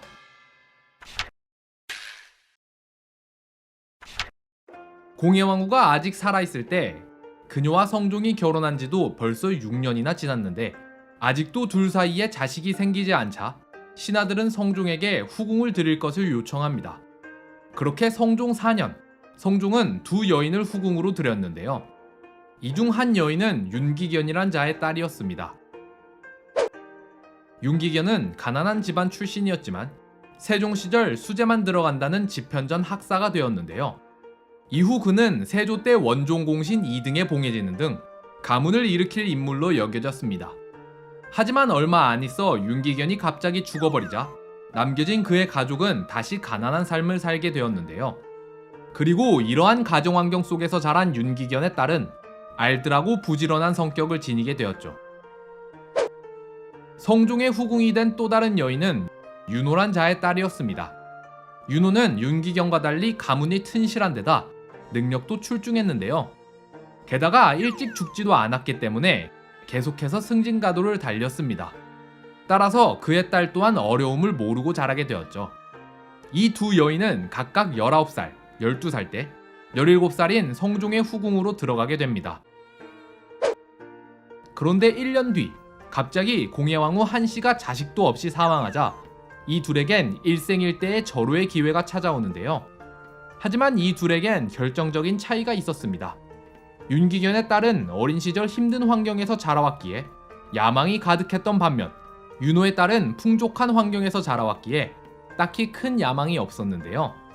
게다가 20살인 윤기견의 딸은 자신의 행동을 절제할 줄 알았지만 아직 13살인 윤호의 딸은 자신의 행동을 절제하는 법도 잘 몰랐죠. 윤기견의 딸은 먼저 부지런함과 성실함, 그리고 예의 바른 행동으로 새 대비의 마음을 사로잡습니다. 또한 연상의 매력으로 성종의 마음까지 꽉 쥐게 되는데요. 게다가 마침내 성종의 아이까지 갖게 되니 이미 그녀의 승리는 따놓은 당상. 정의왕후는 마지막으로 윤기견의 딸을 시험하기 위해 그녀를 불러 넌지시 떠봅니다. 국모가 되어 주상을 잘 보필할 수 있겠느냐. 저는 본디 덕이 없으며 어린 시절 아버지를 잃어 제대로 된 교육도 받지 못했습니다. 그리하여 주상 전하의 거룩한 덕에 해를 끼칠까 몹시 두렵습니다. 그렇게 마지막 시험까지 통과한 윤기견의 딸은 마침내 왕비로 간택됩니다. 숙이 윤씨는 평소 검소한 생활을 하며 성품이 부드럽고 효심이 지극하다. 주상께서도 윤씨를 아끼시며 나 또한 그녀가 왕비로 적당하다고 생각하니 윤씨를 왕비로 책봉한다. 이렇게 왕비로 책봉된 데다 얼마 후 성종의 아들까지 낳았으니 앞으로 윤씨의 인생은 탄탄대로였겠죠. 그런데 왕비가 된 윤씨는 슬슬 본색을 드러내기 시작하는데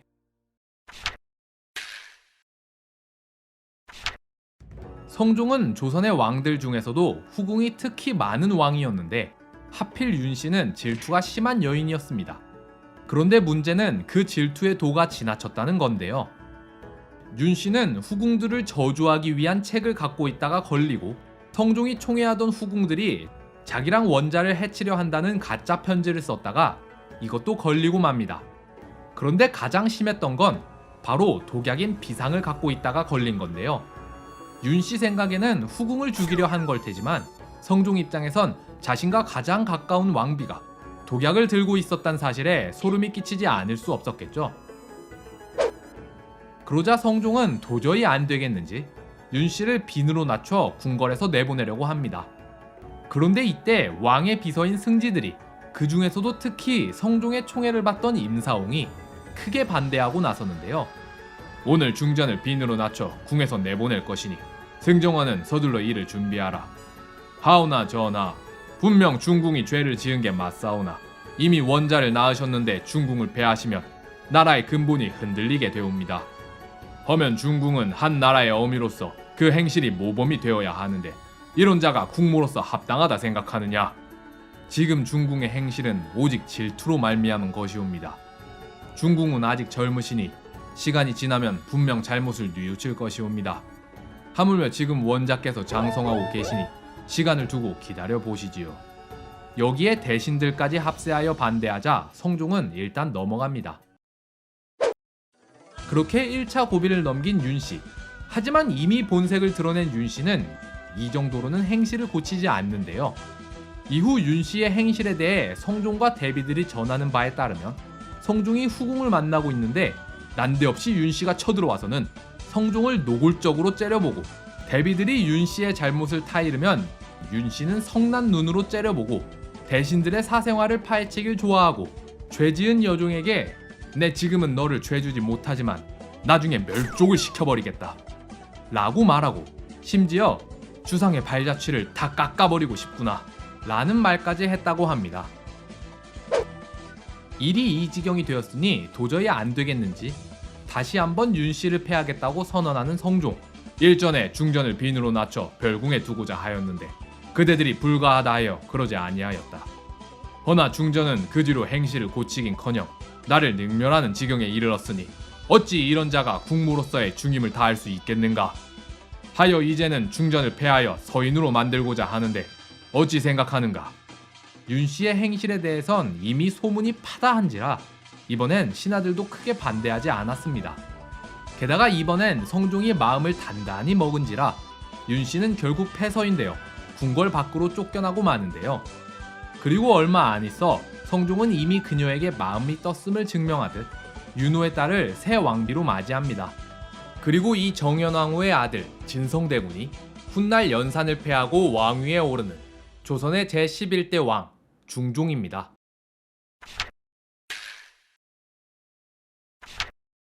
하지만 아직 패비 윤씨의 존재는 신하들에게 큰 부담으로 남습니다. 왜냐면 그녀의 아들이 성종의 원자이기 때문이죠.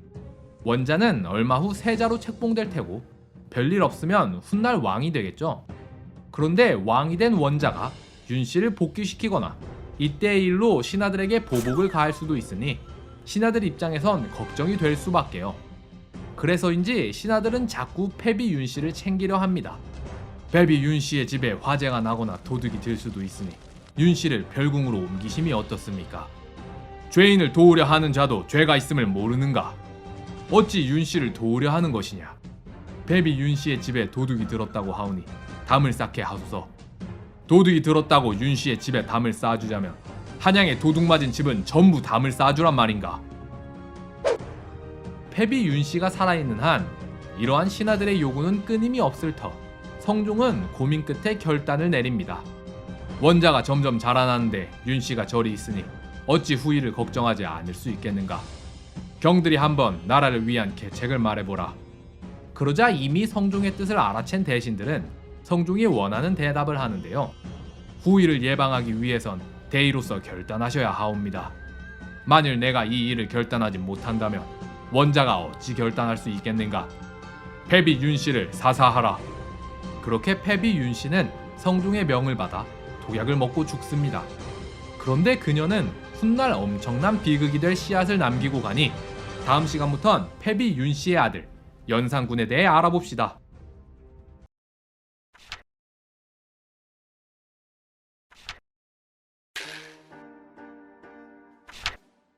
오늘은 좀 가볍게 다들 한 번쯤 들어보셨을 인물 어우동에 대한 이야기를 한번 알아볼까요?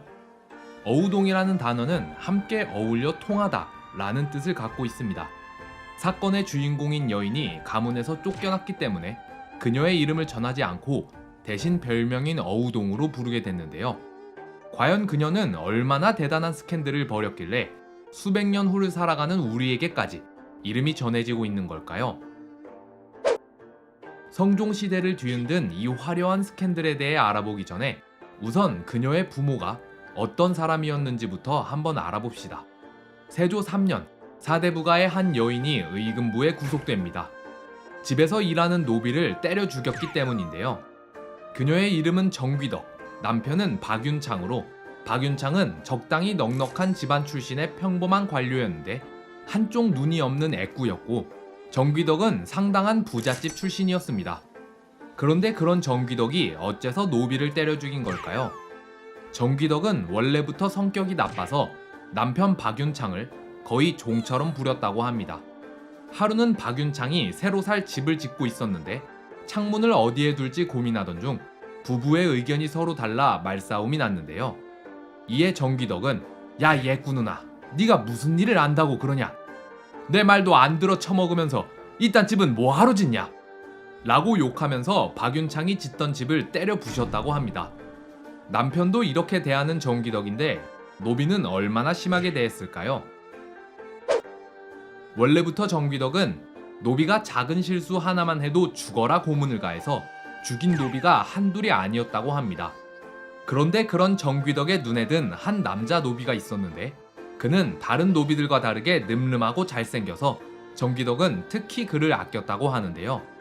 그러던 어느 날 정귀덕 내 여종 중 한 명이 어디서 들은 게 있는지 정귀덕이 사내종과 잠자리를 했다 라고 여기저기 소문을 내고 다녔는데 이 사실을 안 정귀덕은 이 여종과 그녀의 아들을 잡아다 둘 다 때려 죽여버렸습니다. 그리고 이 일로 인해 정귀덕은 감옥에 갇히게 된 건데요. 하지만 이 소식을 들은 박윤창이 감옥을 찾아와 눈물을 흘리면서 정귀덕의 무죄를 해명하며 제발 풀어달라고 간청하자 그녀는 얼마 안 있어 석방됐습니다. 여기까지가 실록에 적힌 정귀덕 부부의 이야기인데 원래 이렇게 사소한 일은 실록에 잘 적지 않습니다. 이런 일까지 적다 보면 실록 페이지 수가 남아나지 않을 테니까요. 그런데 어째서인지 이 사건은 실록에 기록되었고 19년이 흐른 후 이 가족은 또 한 번 실록에 등장하게 되는데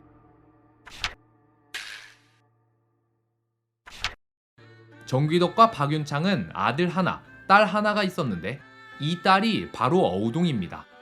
어우동은 외모가 출중하기로 유명했으며 글도 읽고 쓸 줄 알아서 시를 지을 수도 있었고 춤과 노래 그리고 악기를 다루는 것까지 수준급이었다고 하는데요.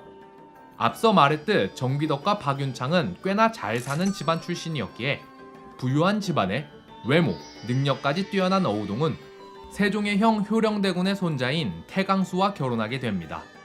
다시 말해 왕실의 여인이 된 거죠. 그런데 얼마 후 태강수는 첩과 사랑에 빠져서는 어우동과 이혼을 하기 위해 거짓말을 하는데요. 태강수는 어우동이 딴 남자와 바람을 피웠다면서 그녀와 딸을 친정으로 내쫓습니다. 하지만 조사 결과 거짓말이 들통나자 태강수는 관직을 빼앗기고 어우동과 재결합하라는 명령을 받는데요. 그러나 이미 마음이 떠난 태강수는 어우동을 다시 부르지 않았고 그렇게 어우동은 홀로 쓸쓸히 친정에 남게 됩니다.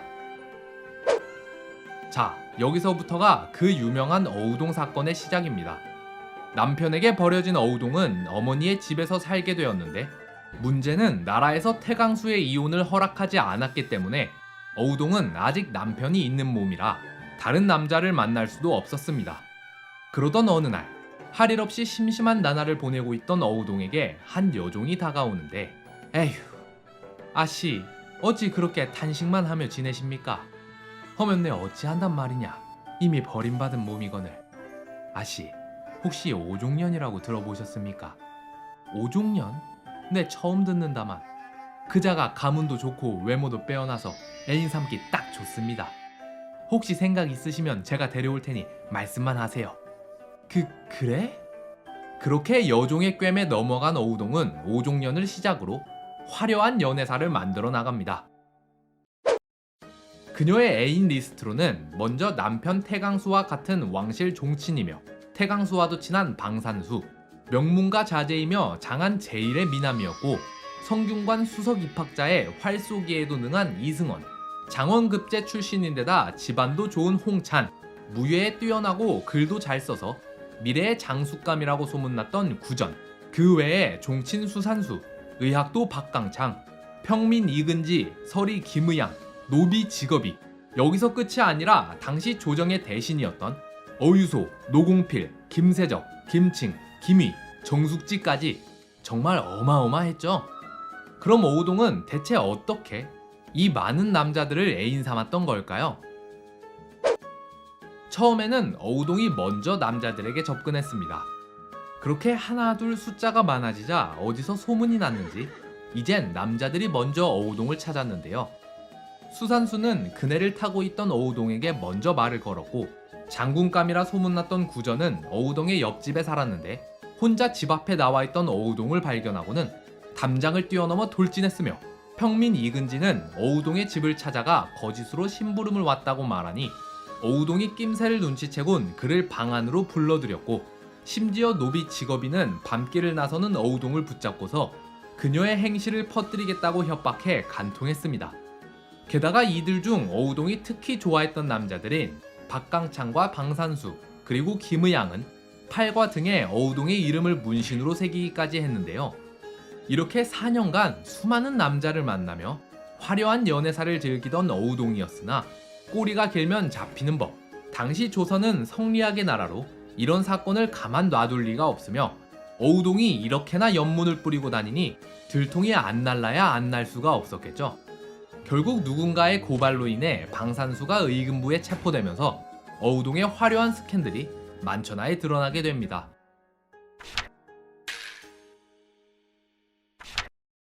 발칵 뒤집힌 조정에선 어우동을 어떻게 처벌해야 할지 의논합니다. 어찌해야 하겠소? 예로부터 이와 비슷한 일이 생길지라도 모두 법에 따라 처리했으니 어우동도 법에 따라 처리하소서. 아니되옵니다, 전하.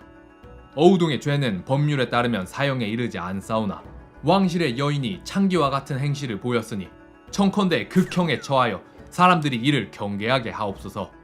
3개월에 걸친 치열한 논의 끝에 의견은 곤장 100대에 유배 2천리로 합의되는 듯 했는데 그때 음탕하고 방종하기가 이 지경인데 극형에 처하지 않는다면 어찌 사람들이 이를 경계하겠는가?